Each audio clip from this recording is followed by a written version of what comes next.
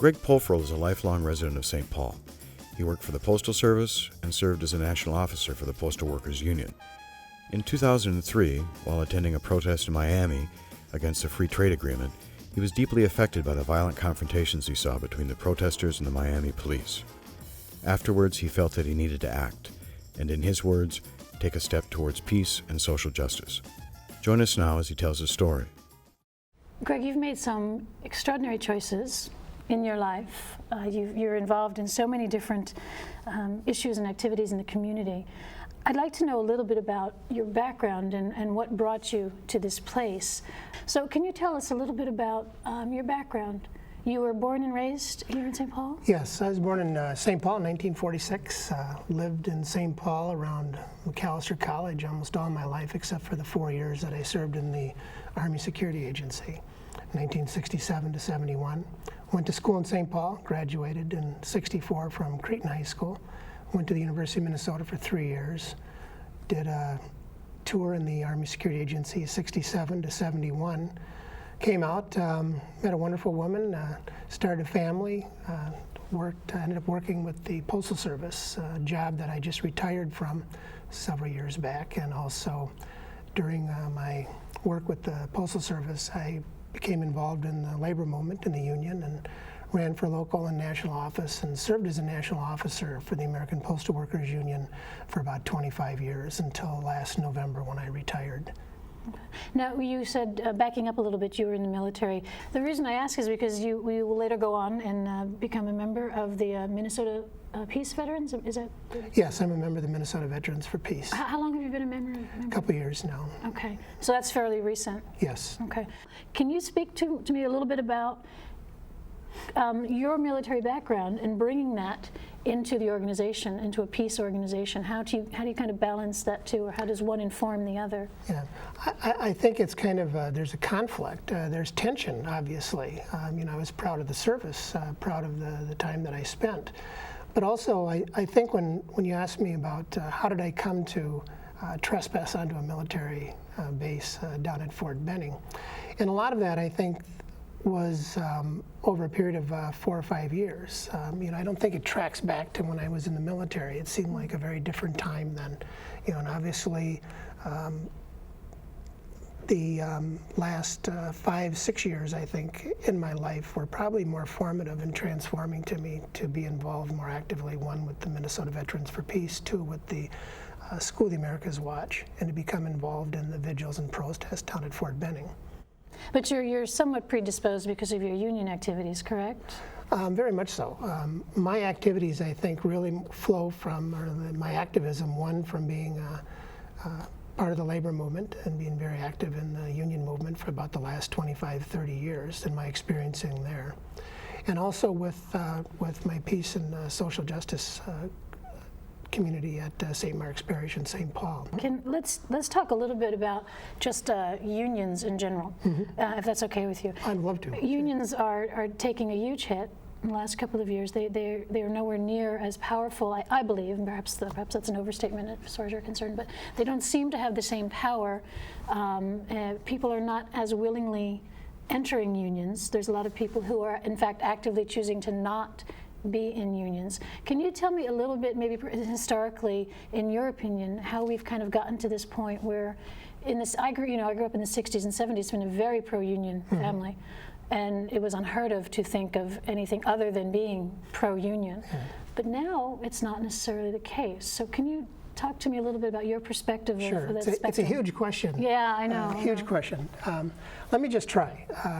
The year I was born, 1946, was probably the height of the labor movement in this country. And I think we're looking at 35, 36% of workers were organized in this country. I may disagree with you a little bit on the point that today workers are, I think the data show and most of the surveys show that if given the chance to join a union, 80% of those surveyed responded favorably to unions. To answer your question as far as the strength of labor, looking at the decline, I kind of go back to the 70s, the 80s, Ronald Reagan, President Reagan firing the PATCO, the Nixon administration they had a word was called zap labor, looking at the industry and looking at corporate America and what can be done. Do we retool? Do we rethink corporate interests? One of the options was to actually go out and zap labor.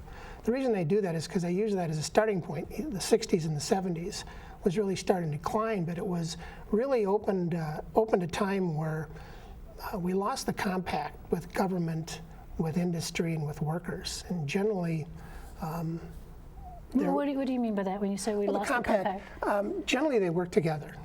Okay. I mean, we weren't. There was an adversarial relationship. I mean, there was quid pro quo. There was negotiations, but there wasn't the hostilities. That seemed part of the American experience was the respect and deference to the unions, to the labor movement, and it was a two-way street. I've seen the decline in the labor movement. To me, I think it's tied to the predisposition of corporate America as well as the government and past administrations, both Republican and Democrat, as far as this going after the unions, anti-union law firms. They abound in America. I think in the 80s and 90s, we saw something like 10,000 registered law firms and attorneys dealing specifically in what they call union avoidance, which is just really union busting and anti-union activities. The playing field is not level. The playing field today is not level. Workers that want to organize face firings, intimidation, one-on-one with the boss, which can be very intimidating. I've been involved in organizing campaigns down in Texas and Louisiana, in Memphis, in Arkansas, as well as here in St. Paul and Minneapolis. And the experience of workers is very difficult when facing their decision to make a democratic choice on whether or not to have a union or not. It's also been what I think is one of the touchstones of democracy in this country. I mean, I see it sometimes as the last bastion of democracy where you can actually go to a union meeting and have your voice heard and actually have a difference in your work life and those things that affect yourself on the job or affect you on the job as well as your family. The playing field is so tilted against them. It's become so vicious and so intimidating as to really take away that choice that we believe the laws of the land give us. So, well, you mentioned the School of America, so let's get to that part of your life.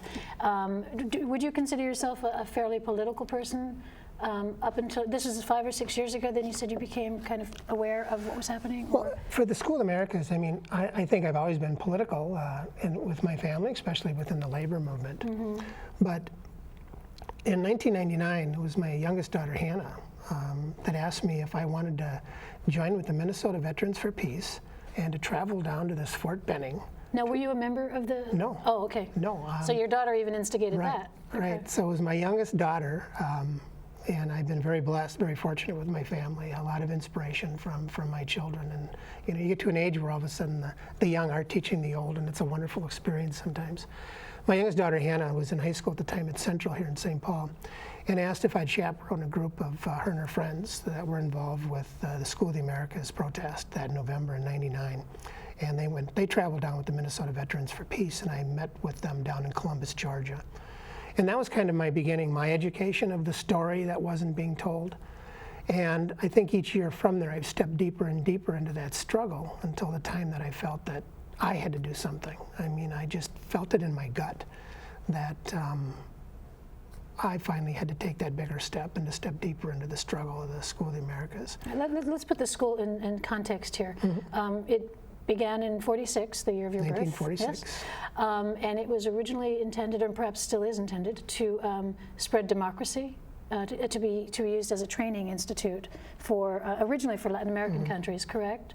To help them spread democracy. Well, I'm not agreeing with that. I mean, that's the intent. I think that's the intent. I think that's what the School of the Americas would say on its behalf. Mm-hmm. But obviously, it's proven otherwise. Mm-hmm. Something interesting. The Alliance for Progress, in fact, under the Kennedy administration, after the School of the Americas, 1946 in Panama. And they started to train a lot of the Latin American soldiers in the military. And there's always been that military connection, which has always, I think, been the real aggravating factor, that's resulted in the assassinations, the disappearance, the torture. But even in the 60s, when it came ostensibly to spread democracy, the Alliance for Progress during the 60s, 13 democratically elected leaders in Latin America were pushed out, and in its place, dictatorships. So a lot of the history that is connected with the School of the Americas really belies the statements that it's to spread democracy. It's really, to me, it's been just a military base to spread, to actually, to support corporate and elite interest in Latin America, against the people. I just want to backtrack a little bit and take it out of an abstraction, and just again realizing that you don't agree with the organization. But when we say it's the School of Americas, it's a training institute organization. Exactly what is happening? I mean, people are going to class. Who is coming to this place? Right. Who is doing the training? All of that. If we can just kind of put that in some context first. Sure. Since, it started out in Panama in 1946. It was moved as part of the Panama Canal Treaty, to the United States in 1984. Over its term, over the last 20 or 30 years, about 60,000 Latin American troops have come through the School of the Americas. Generally, they're taught by Latin America military officers at the school. So it's ostensibly for Latin America military officers to be trained. And we've seen over the years through the UN Truth Commission, through Amnesty International, through all the various research that we've found, even when the Pentagon had to open up its books in 1992, that it taught torture, it taught counterinsurgency, it taught assassination, and it taught those type of brutal policies that became pretty much the paradigm for the school in Latin America. Is it possible for you to just kind of paraphrase what proponents of the school, how they feel, or what they feel the school is about? I mean, if someone's defending the school, they're saying that this is a needed organization, and by us, by America having this organization, we are making it a safer world. Is there any validity to what they're doing, how they're doing it? One of the, I'm not going to speak. I'm not going to sit here and speak on behalf of the school. No, and I'm not suggesting that but you I do, will quote one of the supporters, the late senator from Georgia, I think it was Cloverdale, when they changed the school's name in 2001 because of the intense pressure from Congress, when all of a sudden the American public and Congress was finding out a lot of the untold stories. I believe the senator was Cloverdale, and he was quoted when they changed the name to the Western Hemispheric Institute for Security Cooperation. He said, "Don't worry, it's just a cosmetic change. It'll still be able to do its mission." And on the other side of the fence, the supporters, the School of the Americas watch, we agree. It was a cosmetic change. And they will say ostensibly it's to promote democracy. But when you look at the track record of the graduates, and when you start to step back through all of the atrocities, all the human rights abuses, it hasn't changed, and it continues and continues and continues. And what's got to give you a chill is those things that have been documented. 1980, the assassination of Archbishop Oscar Romero in El Salvador. Months later, the brutal rape and murder of 4 church women in El Salvador. In 1989 in El Salvador, the murder of 6 Jesuit priests, their housekeeper and her young daughter. After Archbishop Romero's assassination, after the church women were brutally raped, tortured, and murdered, there was the massacre at El Mazote. It was written up in the New York Post in 1992. 900 civilians, men, women, and children, were exterminated in El Mazote by officers. 10 of the 12 officers were graduates from the School of the Americas. 2 of the 3 that were responsible for the assassination of Archbishop Oscar Romero were graduates of the School of the Americas. 3 of the 5 officers that have been cited and charged with the murder and rape of the church women in El Salvador, 3 of the 5 were graduates of the School of the Americas.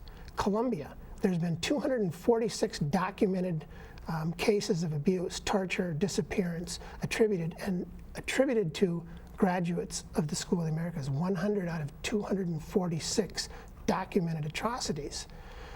There's been the recent problems in Colombia that still persist. In 2003, this is what kind of grabbed me.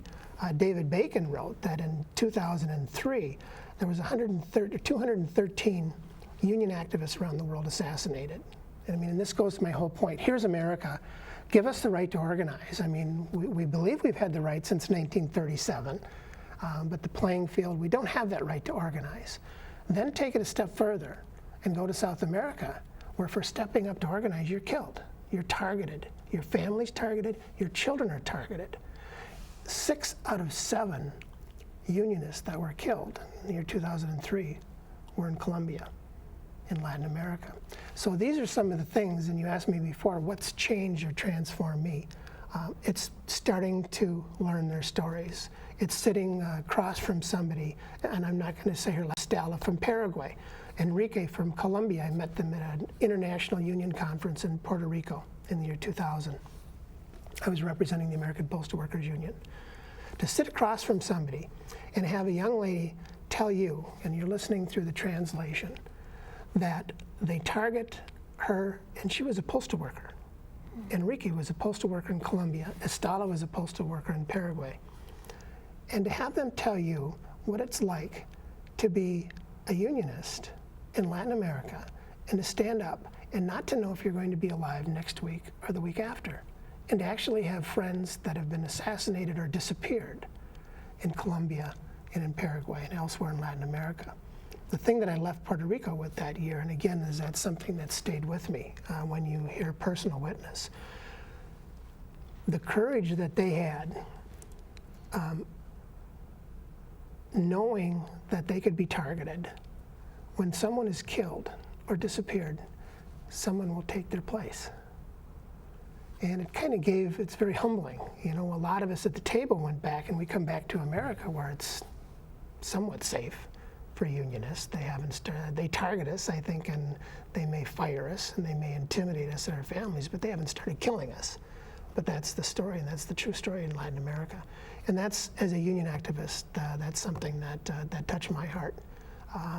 And then going to Fort Benning every year since '99 with my daughter, and then my other daughters, with my wife, with my grandchildren, with my family, you listen to personal witness of people that have lost their children, lost their loved ones, that have been tortured, left for dead, and they're here today to tell their stories. So if I look back at what really changed me, I mean, we always look back on our whole life, you know, and step by step, but I think it was the last 4 or 5 years and experiences that I had with the workers, Estela and Enrique, with Luis.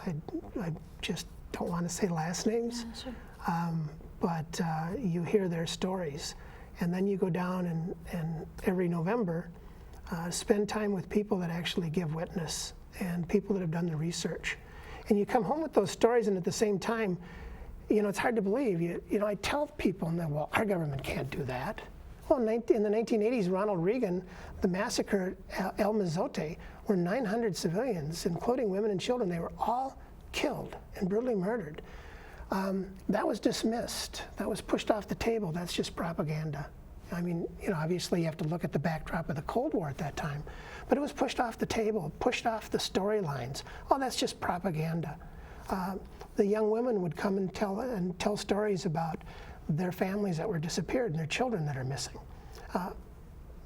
It was labeled as propaganda, and yet 10 years later, 1992, the real story started to come out.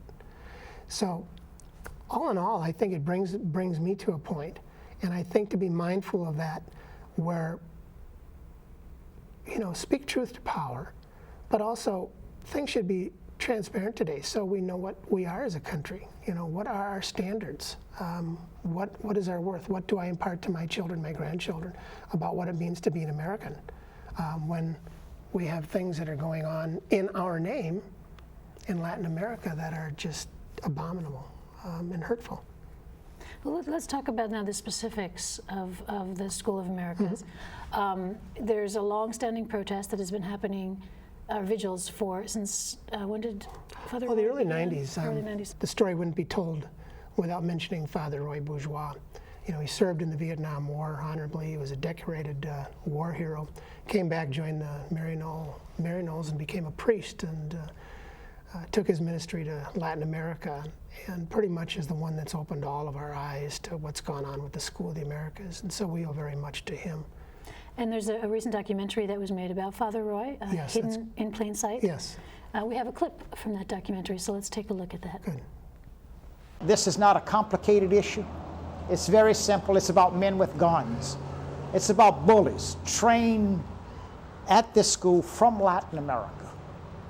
Hundreds of them every year, and how to be commandos, psychological warfare, counterinsurgency techniques.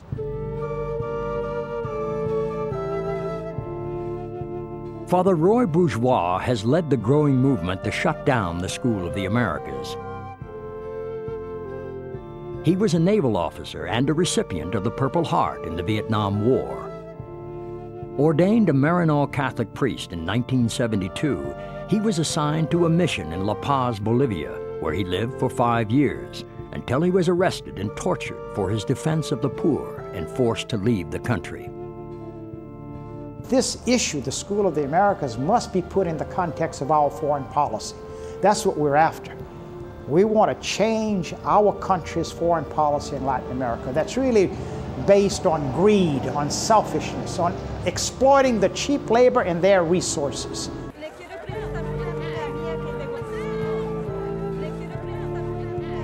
And so Father Roy and several friends established SOA Watch in a small apartment just outside of Fort Benning's main entrance. The movement gained momentum in 1993 when a United Nations Truth Commission report on El Salvador revealed that 47 of the 60 officers cited for the worst human rights abuses during the Civil War were trained at the School of the Americas, including those who assassinated Archbishop Oscar Romero. This is not a monastery, a seminary, a peace academy. This is a combat school. And that's why they're coming here, to get those skills. And they're going back to defend that system.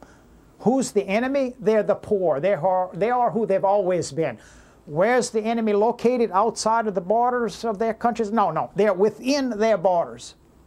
They are the poor who threaten the army, who threaten that socioeconomic system there, who call for reform, just wages, adequate housing, schools, hospitals. We look at this school and we can see our country at work in Latin America, on the side of the men with the guns, on the side of the sweatshops, on the side of the IMF and the World Bank, supporting those new conquistadors coming into the countries of Latin America to exploit, to enrich themselves. And we are here today to say that we are on the other side, the side of the poor. We are on the side of life and hope and nonviolence. And we are here today to say, no, not in our name will this continue.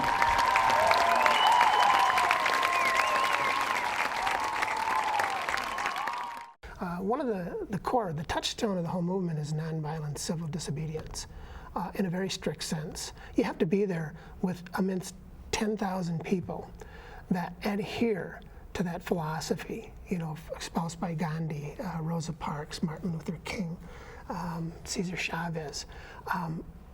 It's quite beautiful. So and quite thousands of powerful. people are gathering together for the purpose of shutting the school down. Right. Okay. And that happens right in Columbus, where Fort Benning is located. Okay. Generally, Thursday and Friday are various workshops, educational workshops, training in nonviolent civil disobedience. For those that are going to protest, or like me, that are going to go over and trespass, there's legal workshops, you know, what to expect. All of these type of things are going on. Saturday is generally a rally. And by the way, this is my favorite part, but for the whole week, they usually have the puppetistas. Now, I love to make puppets. Part of our Solidarity Kids with Howard Kling Labor Education Service, we've been doing the Solidarity Kids Theater and the puppets. But here they get anybody interested in that type of activity, a lot of the families and the children. I mean, there's generations that are involved in this, families, their children, grandchildren. And they spend sometimes 2 or 3 days in puppet workshops making these wonderful giant street puppets that tell stories. And so everything comes together on Saturday. And we usually have songs, testimony. Various people will come and speak. You know, Martin Sheen has been quite a frequent visitor. He's been arrested a number of times. He's generally there with us. Pete Seeger, wonderful Pete Seeger, will lead us in song. And generally Saturday is a rally. It's kind of, I don't want to say celebration, but it's a celebration of life and people, because we're there to give voice to those that don't have a voice, and those from Latin America that have suffered. So there's very emotional moments where they will be witnessed from individuals.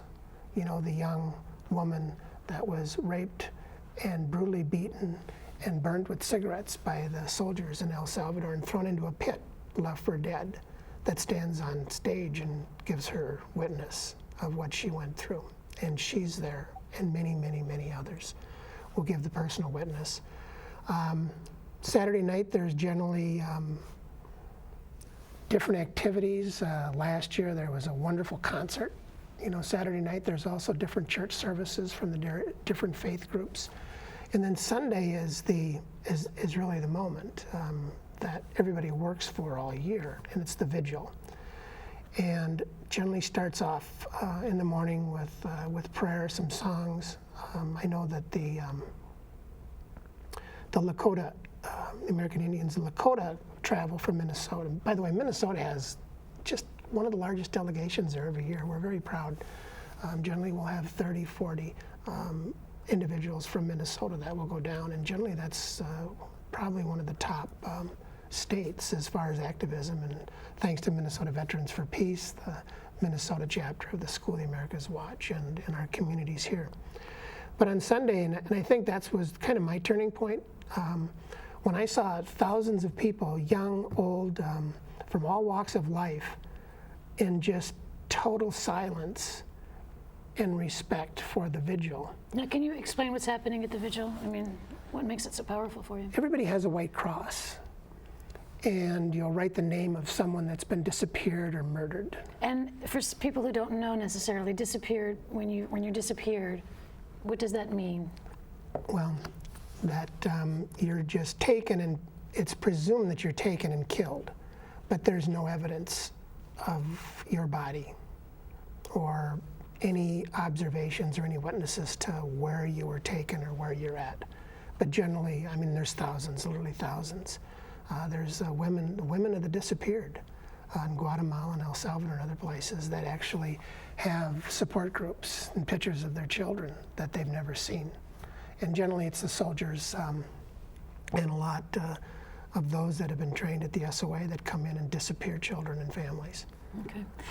So at this vigil, they're being At the vigil, represented. we're there to give voice and to honor in a very prayerful and peaceful way all of those that have been killed, assassinated, and disappeared.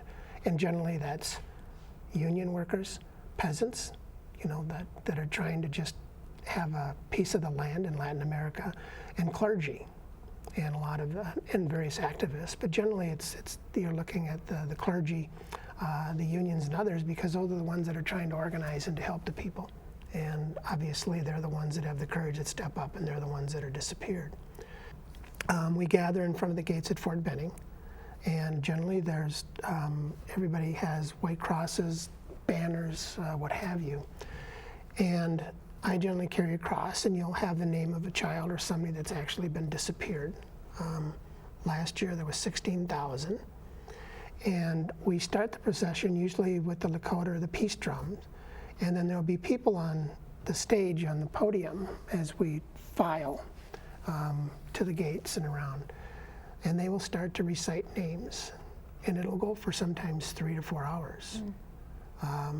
And the names they're reciting are the names on the cross. Archbishop Oscar Romero, presente, and everybody will lift their crosses, present. You know, we honor Archbishop Romero and all of those others that have been killed at the hands of the SOA. Very moving. It's so emotional, so spiritual, and so powerful to see 16,000 people in quiet for hours on end, just processing. 35 years old. Vilma Rodriguez, 2 years old. Un tercer niño, hijo de Dominga Chavarría.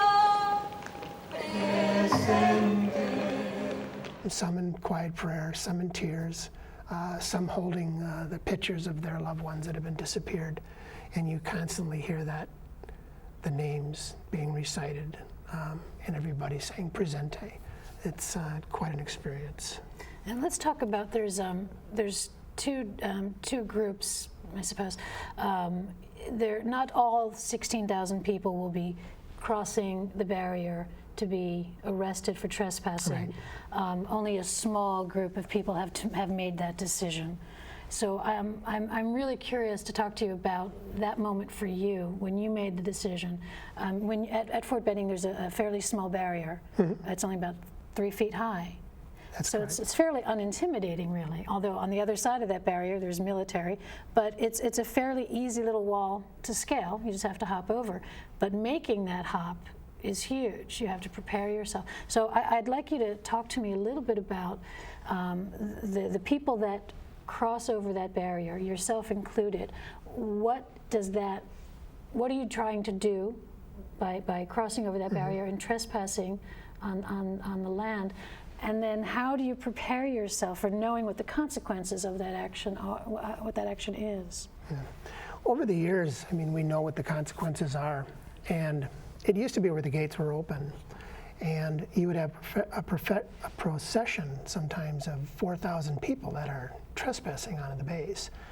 They would be detained, not arrested, and they'd be bussed and taken, dropped, miles away from the base. Over the years, they closed the gates. So in order to trespass, to make your protest known, you either have to go up and over the fence, or up the hill and through the woods and down the lane, there's a smaller wall. That's where I went over. I don't know how to prepare for it. The night before, I went to Mass at the Jesuit tent. Well, let's back up, because when you go over, what are the consequences? What are you facing? Prison. Okay. Generally, that's in everybody's mind, up to $5,000 fine and 6 months in prison, even for first-time offenders. Years back, when you would just go through the gates and process in, they'd give you a ban and bar. It's like a ticket saying, here, you're banned and barred. If you do this again, we'll send you to prison. And you get a ticket. Now you don't go to jail. But over the last years, if you go over, you're putting yourself up to go to federal prison. And that's pretty much a guarantee. Some get probation. There are extenuating circumstances, and some that have gone over have been placed on probation by the judge, by the federal district judge. But by and large, for first time, if you were to go this year and go over the fence and trespass, you would probably get 3 months in federal prison. And I'm not saying that that's a promise or a guarantee. It just depends on the situation. Generally, for repeat offenders, if I went down and went over again, I'd get 6 months, and with the fine. So now you had been attending these vigils for a number of years before you actually decided. Since 1999, I've gone every year. I had gone every year, I think, except for 1 year, but I'd been there 4 or 5 times. So what happened where, in 2003, you decided to go over the barrier knowing that you might land in prison? We talked a little bit about Miami, but I was in Miami at the protest against the free trade agreement of the Americas. And that's, as I told the judge when I went to trial, that was also kind of a defining moment for me. I mean, I was down in Miami with over 10,000 trade unionists, grassroots movements, environmentalists, the working poor protesting free trade agreement in the Americas that we think is, in the short story is, we just don't think it's good for the people, especially of Latin America, as far as labor, labor laws and environmental damage. But what happened down there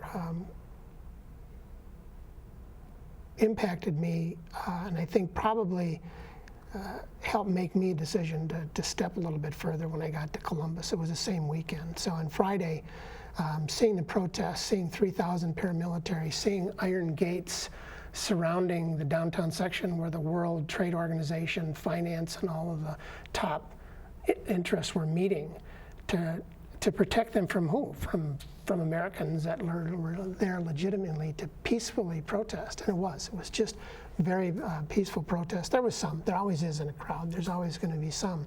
But by and large, you had over 10,000 people that conducted themselves very properly and very peacefully. And people were shot with plastic bullets. There was one young girl her head was ripped open. It took about 6 staples to close. She was kneeling on the grass praying in front of a phalanx of police. They look more like military, like in the shields all dressed in black and the helmets. And they were firing head high at people with plastic bullets, pepper gas.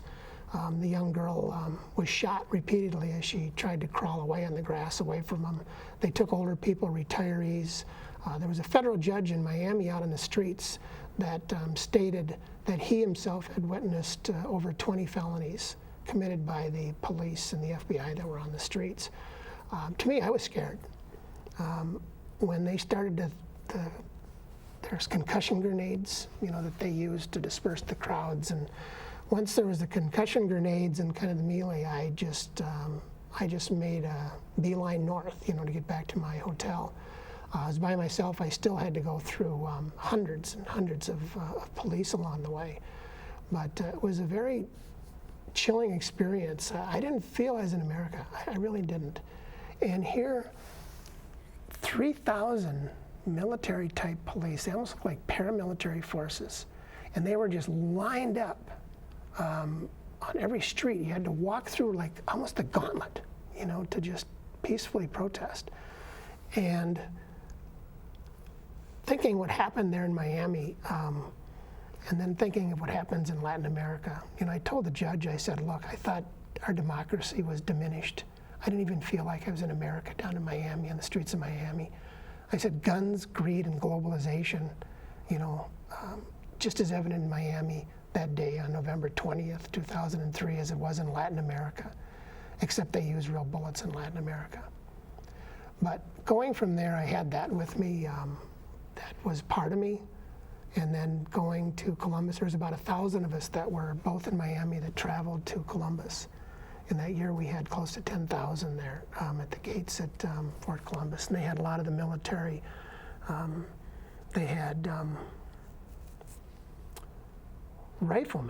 military riflemen and cherry pickers up above our crowds. I'm going, who are they protecting us from? Kind of ironic, because shouldn't they be looking the other way? But they were looking at us. And out of all the years at Fort Benning, there's never been any problem. It's always been peaceful. It's always been prayerful. It's one of the most wonderful movements I've been a part of.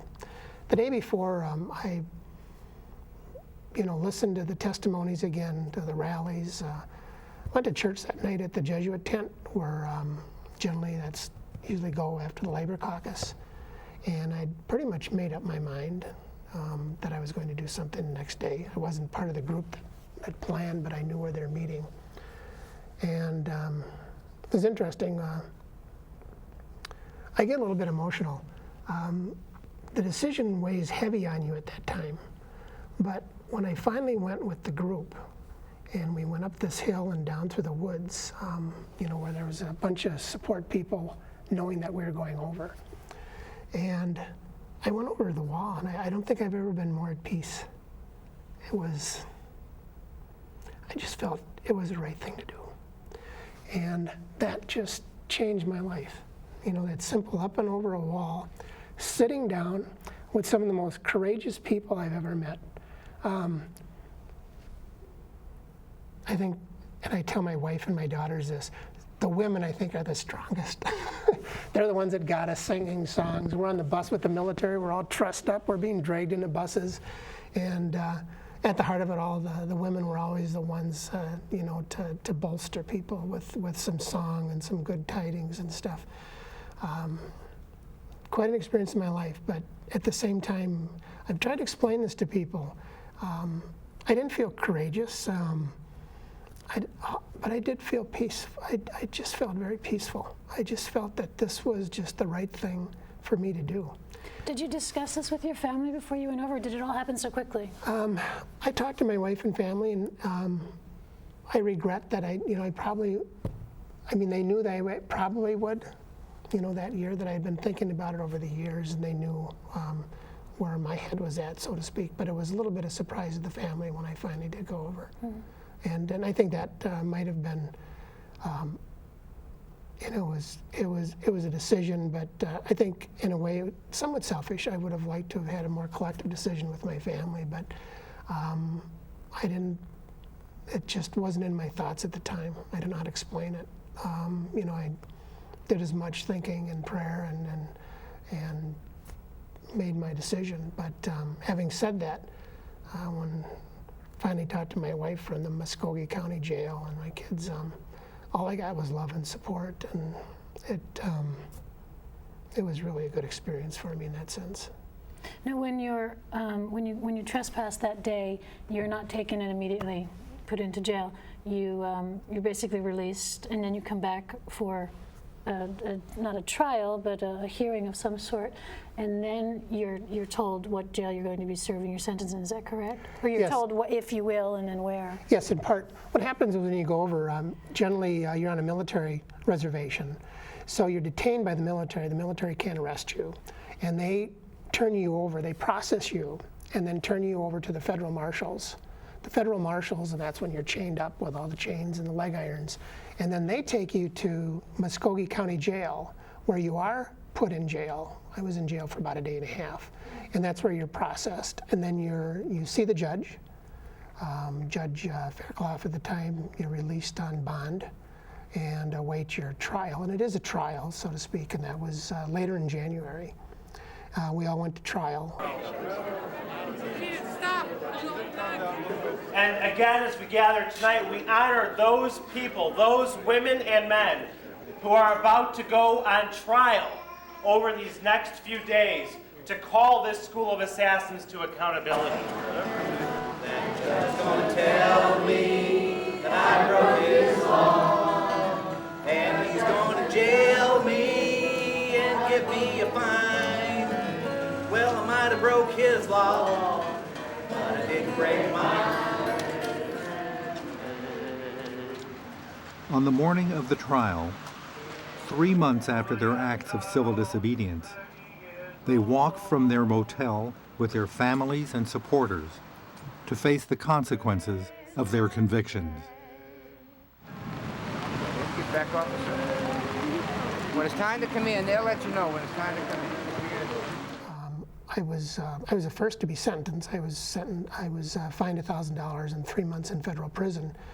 And then you're released, and you wait to hear which prison that you'll be assigned to. And where were you assigned? Waseca. Oh, okay. Can I tell you a story? Please. Just very quickly. I thought I'd be going to Sandstone. That's where Father Roy Bourgeois went. It's northern Minnesota. It's the only federal prison we went. When there's a camp up in Duluth, there's federal correctional institutions that are low security, like Sandstone and Waseca. And then there's federal camps that are they're more open. So I thought, well, either Sandstone or Duluth. And when I got a call from the probation officer down in Columbus, Georgia, she said, oh, you're going to Waseca. And I went, Waseca? Is there a prison in Waseca? Well, here, it used to be University of Minnesota Agricultural School, a campus down in Waseca. In this beautiful bucolic atmosphere of farms, there's this college that was converted into a federal prison back in the early 90s, you know, with all the concertina and razor wire and stuff. But the story, I guess, I always tell this story because it's part of my labor history. I always share this with the kids.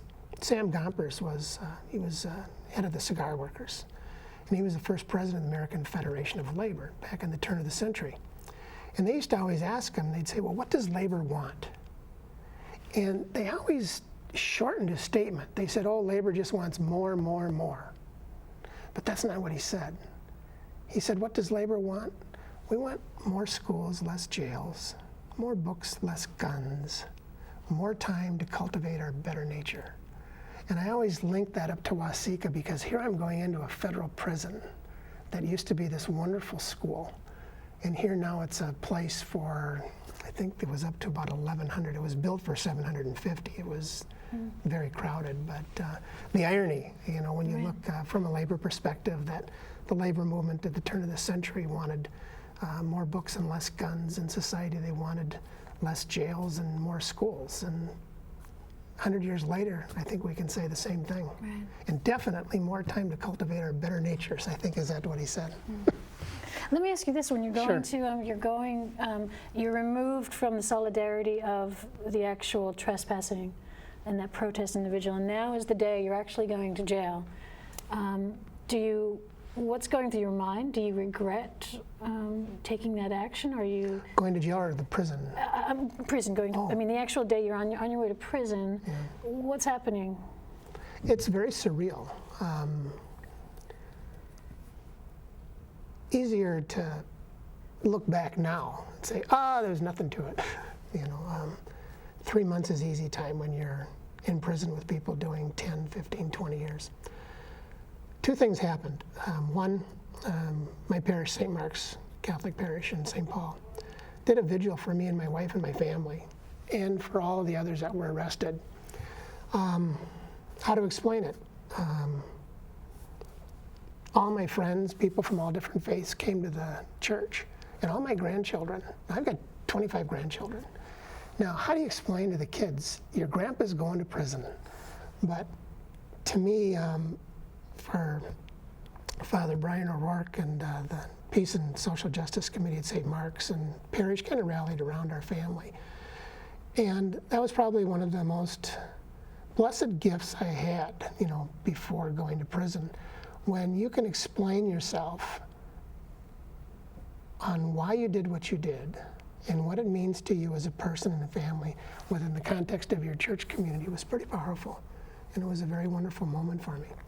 The day that I went to prison, of course, I had my best friend, Mike Bohannon, and you know, he tried to make some humor, you know, in the day. I mean, that's what best friends do. Like, boy, are you in trouble?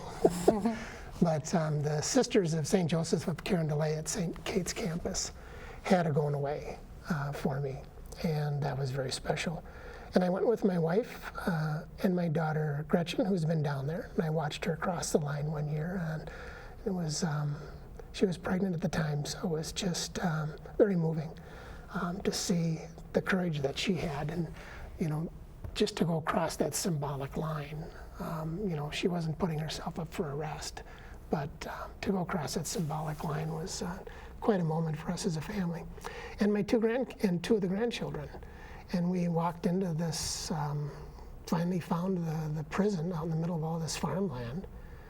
And beautiful sunny day, hugged goodbye, and they had the decency to bring you behind the steel doors before they, you know, chain you up, frisk you down and stuff. But I don't know how to explain it. It was just, I was fearful. I think the most difficult thing about going to prison. Once you get there, it's not as bad as all the stereotypes and you know, the TV images and stuff. And you're in a low security prison, so a lot of the inmates there are not violent. Although there was some difficult situations. I'm not here to talk about that. No, I just wanted to get a sense, because I think that's a big part of what you've done, is actually facing the reality of time in prison. I mean, that's a remarkable consequence. What it does, Carol, when you think of it, I was a national officer in the American Postal Workers Union, and all of a sudden, and people know me around the country, you know, I do workshops, I teach labor history, I do my work with the union. All of a sudden, my national president knew very much the School of the Americas, knew what it was about. The AFL-CIO over the years has supported the School of the Americas Watch to close the school because of the link between labor activists in Latin America and the Labor Caucus and the group of supporters here in America. But had an article in our national magazine that went out to 400,000 readers about why I did what I did. And all of a sudden people are going, what is the School of the Americas? So by the demonstration and going to court and going before a federal district judge, we're putting the school on trial in the public stage to go and to bring visibility, within, whether it's within the various church groups, the student groups, the Minnesota Veterans for Peace, or like myself, really representing the labor movement to go in and say, look, this is why I did what I did. And all of a sudden that story, because you've got the gravity of a prison term standing behind it, it makes it somewhat, it elevates it in people's discussions. Mm-hmm. Both good and bad. It was interesting because a lot of the, in the postal workers, close to a third of our members are veterans. And a lot of them reacted like, Greg, why did you do this? And I'm talking Marines that served hard time in Vietnam, friends around the country. And that was probably some of the best dialogue. And probably some of the most respect that I got was from my brothers that were Vietnam veterans. And some where we just disagreed, which was dialogue. And we would have conventions, we would have different seminars where I'd be at. We would actually have some discussions. We had a national convention with over 3,000 delegates that voted almost unanimously to support closing the School of the Americas. And at that time, the legislation, H.R. 1258, I think it was, that was pending in Congress back in 2004. So it raised awareness within my union and within other unions. And we've been trying to build that. I always, like this year, I'm trying to get 5 sisters or brothers from the labor movement to join me and my family down at, that's kind of my commitment. Mm. So. And now these acts, your particular act of conscience and people who had gone before you have affected change. In fact, the School of Americas is technically no longer. It's now, they've made some superficial changes, but they have changed the name of the school, which is now the Western. Well, it's the Western Hemispheric Institute for Security Cooperation. Right. Different name, same shame. But you've brought notoriety enough to it so that it's now a little bit more. Well, very much so, and to the point where we've got this year 113 co-sponsors of legislation in Congress, H.R. 1217, that was introduced by Congressman McGovern from Massachusetts, Jim McGovern, who's been with us and supportive on this over the years. So we're keeping the lights on and trying to elevate the discussion, the dialogue. It's a very difficult discussion because generally people are so disbelieving at first. Like, how could our country be doing this? How could we be involved in this? And yet we are. And when you go to the United Nations Truth Commission in the 90s, 1996, 1992, the Pentagon actually had to open its books that revealed that, yes, they did teach torture, they did teach assassination, they did teach low-intensity warfare, counterinsurgency to keep people from having a democratic voice. And over the years, the track record, but here's the chilling point. Latin American military, and sometimes I think in American military, works with impunity. Latin American military does what it does with impunity, meaning without any punishment. It's not transparent. So when you think of Father Roy Bourgeois, when you think of Jack Nelson Pallmeyer, who has written a wonderful book, School of the Assassins, he teaches here at the University of St. Thomas. When these individuals have spent 10, 15 years of their life trying to ferret out those stories and to go and take a look in Guatemala and El Salvador and Colombia and to work with the people, to work with the mothers of the disappeared, to challenge the Pentagon and the government to open up and to be a little more transparent, to tell the truth.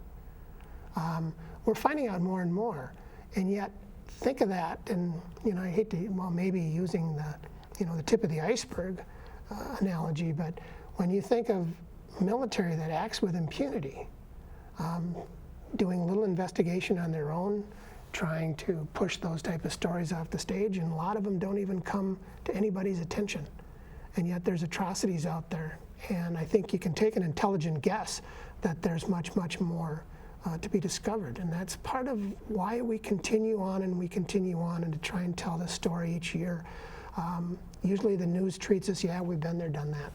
You know, we know about the School of the Americas, okay, now let's get back to the Michael Jackson or the missing bride, I think it was. Runaway bride. The runaway bride or whatever.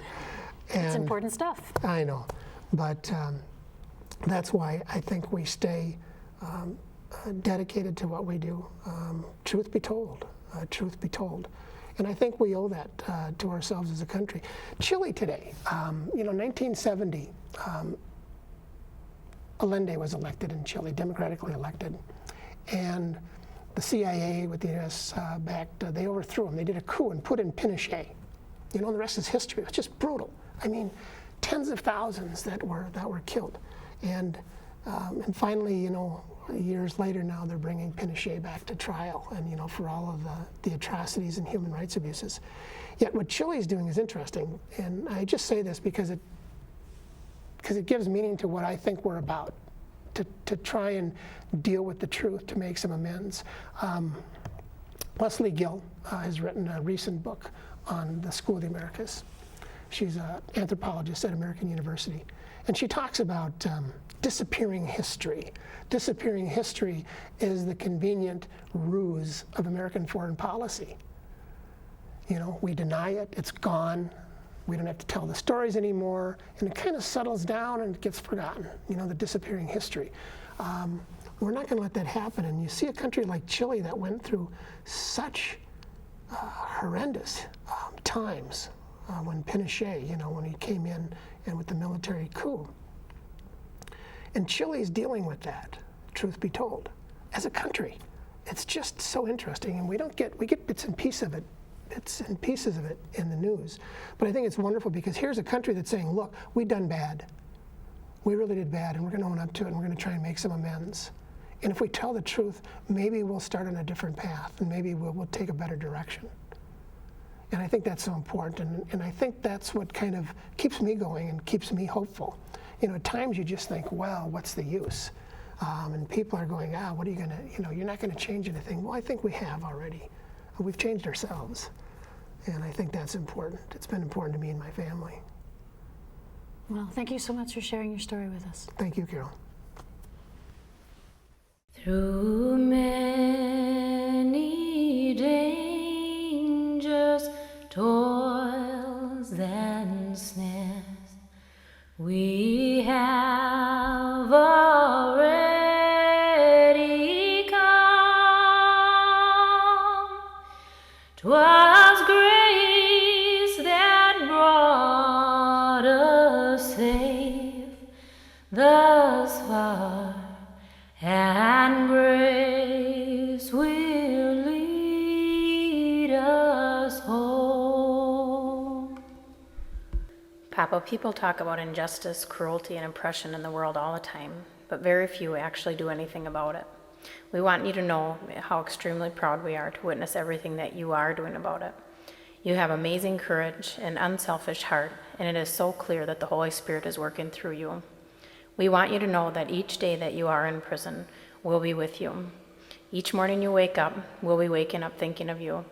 And each time you pray, God will be showering down his blessings from all of us down onto you. Think of all those people that are up with him right now that are just looking down at what you're doing and what the others are doing too that are going to be incarcerated.